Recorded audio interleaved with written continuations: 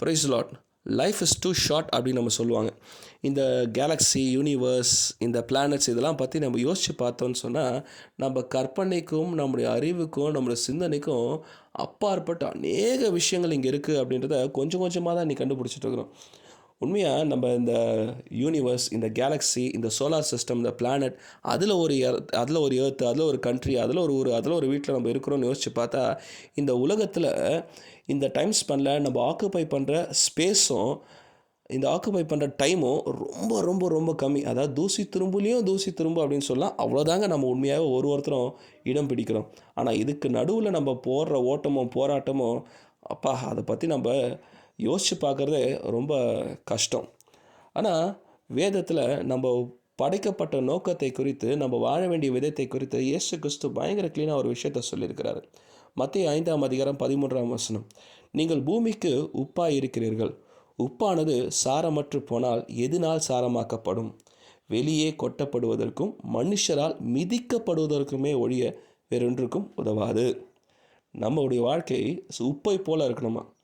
நம்ம உப்பாக இருந்தாலும் ஒரு சாப்பாட்டில் உப்பு இல்லை அப்படின்னா அந்த சாப்பாட்டை எப்படி எடுத்துக்கொள்ள முடியாதோ அதே போல் இந்த பூமியும் நமக்காக உண்டாக்கப்பட்டதுன்றதை நம்ம தெரிஞ்சுக்கணும்.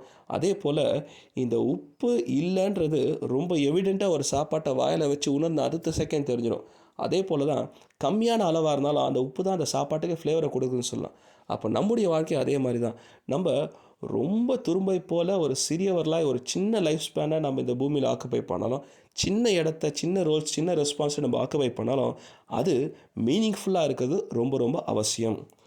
மற்ற பொருட்கள்லாம் கெட்டு போகக்கூடாதுன்னா உப்பில் போட்டு ஊற வைப்பாங்க. ஆனால் அந்த உப்பே கெட்டு போயிட்டால் அதை எதால் யூஸ் பண்ண முடியும், அது யாருக்கு யூஸ் ஆகும் அப்படின்றது தான் கேள்வி.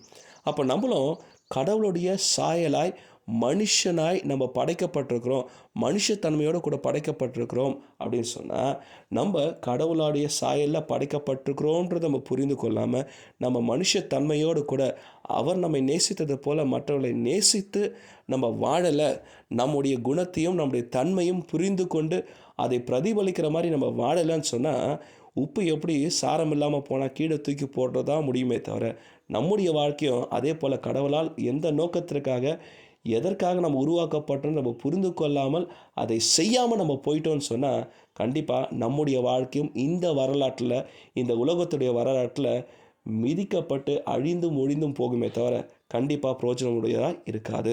இதை நம்ம புரிந்து கொண்டோம் சொன்னால், நம்ம யாருடைய சாயலாக படைக்கப்பட்டிருக்கிறோம், எதற்காக படைக்கப்பட்டிருக்கிறோம் புரிந்து கொண்டு கொடுக்கப்பட்ட நேரத்தில், கொடுக்கப்பட்ட லைஃப் ஸ்பேனில், கொடுக்கப்பட்ட ரெஸ்பான்சிபிலிட்டி உண்மையும் உத்தமமாய் உப்பை போல சாரமுடையவர்களாக இருப்போம்னு சொன்னால் நிச்சயமாய் ஆசீர்வதிக்கப்பட்டவர்களாக இருப்போம். Thank you and God bless you.